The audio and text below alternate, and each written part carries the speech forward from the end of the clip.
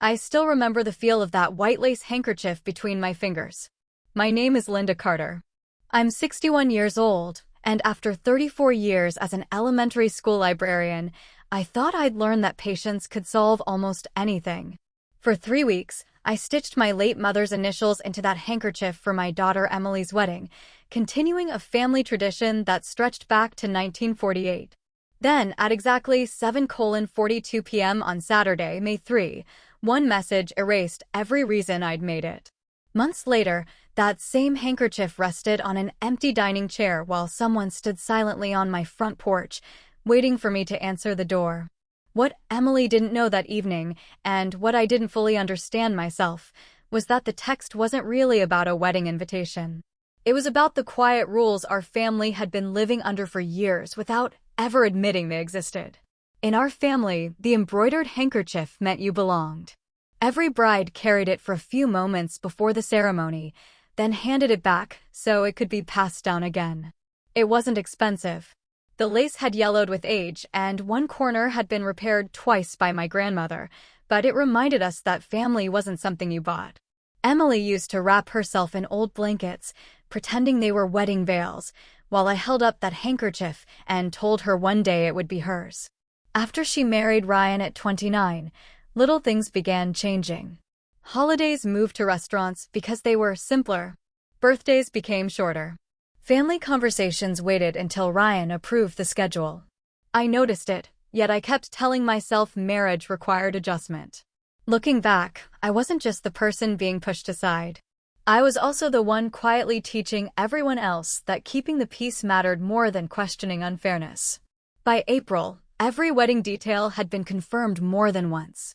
Emily emailed our hotel reservation on April 18, copied me on the rehearsal dinner schedule on April 24, and tagged me in the family group chat when assigning seats on April 29.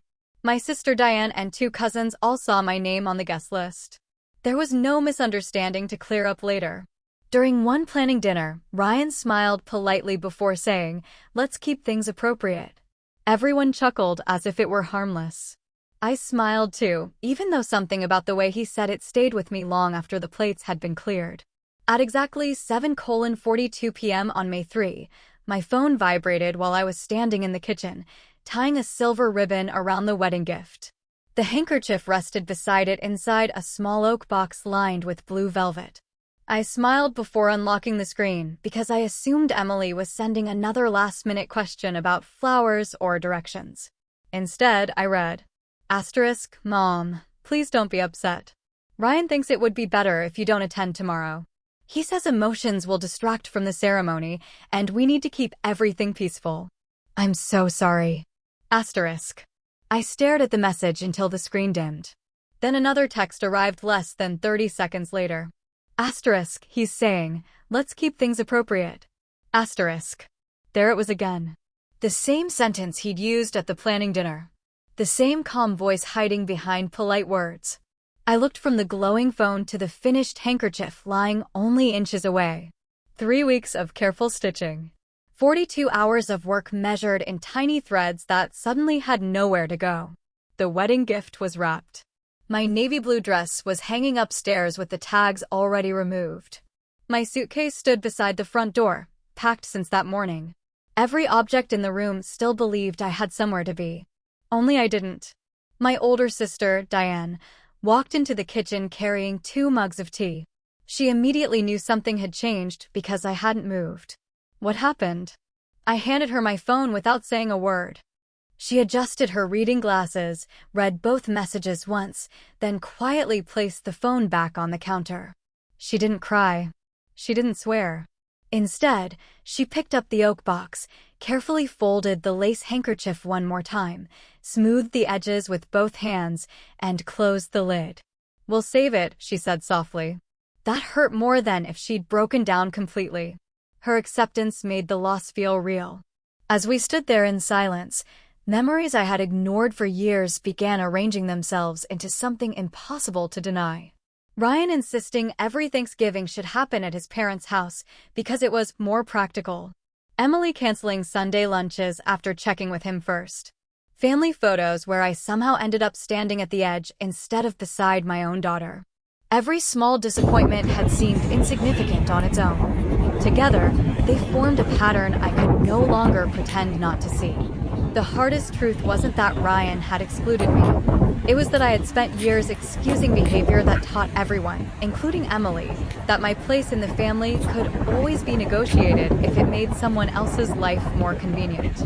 I hadn't only been the person who was hurt. I'd been quietly helping the system survive. The next morning, instead of driving 2 hours to the wedding venue, I drove 12 minutes to Patricia's house.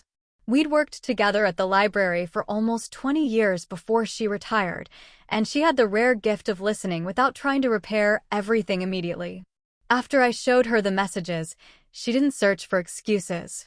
She simply looked at me and said, "Linda, you've spent years asking for permission to belong in a family that was already yours. Stop asking." That sentence settled something inside me. For the first time since 7:42 p.m. the night before, I stopped thinking about how to earn my place back.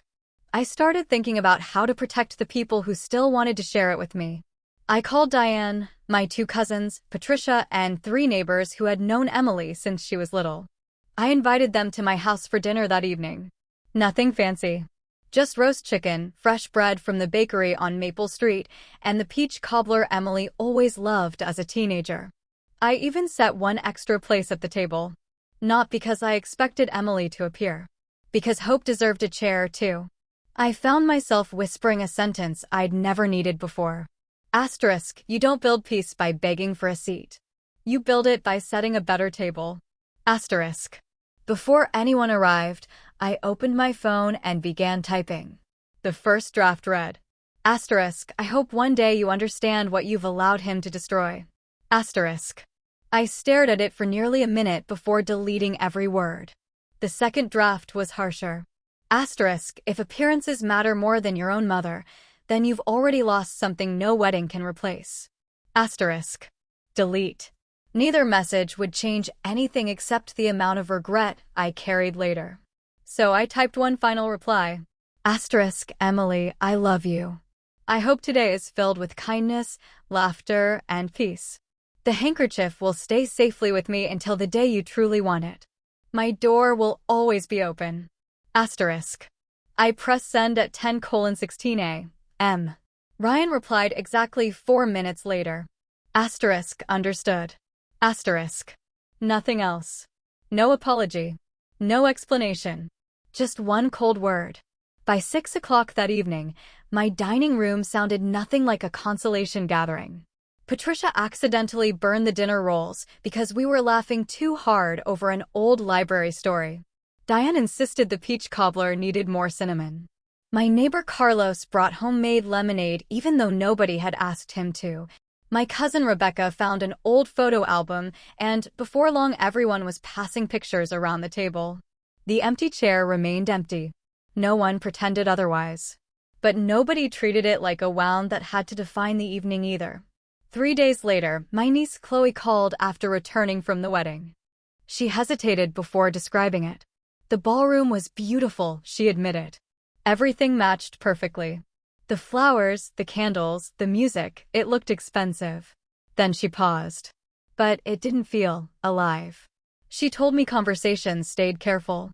Guests smiled for photographs, then checked their watches. People complimented decorations more often than they congratulated the couple. The reception ended almost 40 minutes earlier than planned because so many guests quietly slipped away after dinner. I wasn't glad to hear that. I didn't want anyone's wedding to fail. But hearing it confirmed something I'd only begun to understand. Warmth couldn't be rented. It had to be welcomed. Before everyone left my house that evening, Patricia opened the small oak box. She held up the embroidered handkerchief. Instead of letting it remain a symbol of rejection, she handed it to Chloe, who had just accepted her first teaching job and was preparing for a new chapter of her own life. Keep it safe until the next woman in this family needs reminding where she belongs, Patricia said. For the first time since everything fell apart, I smiled without forcing it. Even so, I refused to call it a victory. I'd protected my peace, but I had still missed my daughter's wedding, and no amount of laughter around my table could return that day. A week later, Diane quietly reminded me that Ryan had grown up in a home where affection was measured by obedience and appearances mattered more than honesty. "It explains him," she said. "It doesn't excuse him." I carried those words with me because they were true. Some people inherit fear. Whether they pass it on is still their choice. 9 months passed. On February 11th at 4:18 p.m., my doorbell rang just as I was setting out coffee cups for our monthly Sunday potluck. The same oak box holding the embroidered handkerchief sat in the center of the dining table, exactly where it had become part of our new tradition. Through the window, I saw Ryan. I didn't hurry. I finished placing the last plate on the table, folded the kitchen towel neatly over the sink, and let almost 3 minutes pass before opening the door. For years, I had rushed to keep everyone else comfortable. I wasn't doing that anymore. He looked older than 34. Not dramatically, just tired in a way expensive suits couldn't hide. "Can we talk?" he asked. I invited him inside, but asked him to wait in the living room while I finished preparing for my guests. For the first time since I'd known him, he waited without complaint. When I finally sat across from him, he reached for familiar ground. "I think this has gone on long enough." It was the kind of sentence that once would have pushed me into apologizing simply to end the discomfort. This time I only nodded. "It has." He tried again. "I was only trying to keep things appropriate." The words landed differently now. They no longer carried authority. They sounded like a habit that had outlived its purpose. I answered quietly. "Appropriate for whom?"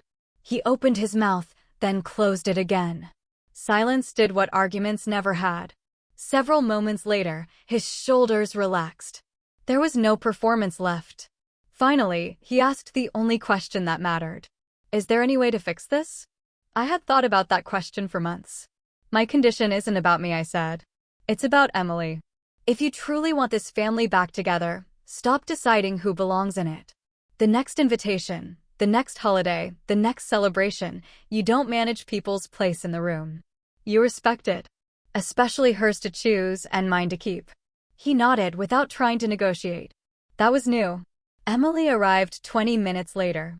She looked nervous enough that I suggested she and Ryan spend a little time alone with Diane before everyone else came inside. Later, Diane told me there had been tears, long silences, and truths that should have been spoken years earlier. She never repeated the conversation word for word. Neither did I ask her to. Some moments become smaller when they're explained. Some become sacred because they aren't. Spring turned into summer. Our family found a rhythm that didn't depend on anyone's approval. On the first Sunday of every month, everyone brought one homemade dish and placed it on the same long dining table. Nobody had assigned seats anymore. Children wandered wherever they wished.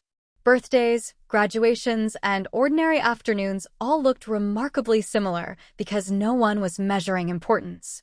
Ryan came. Emily came. Sometimes they arrived first. Sometimes they arrived last. They were welcomed exactly the same either way. One afternoon, I noticed Ryan quietly remove his own place card from an old storage box before anyone else saw it.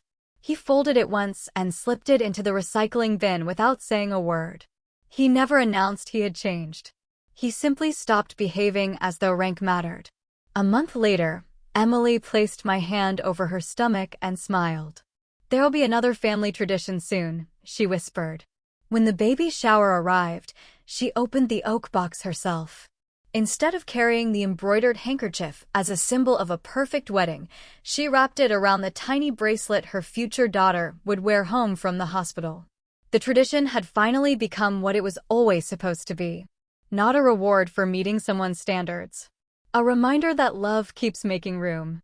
Sometimes I think back to 7:42 p.m., the empty chair, and the white handkerchief stitched with my mother's initials. One message nearly convinced me I no longer belonged. One open chair proved I never stopped belonging.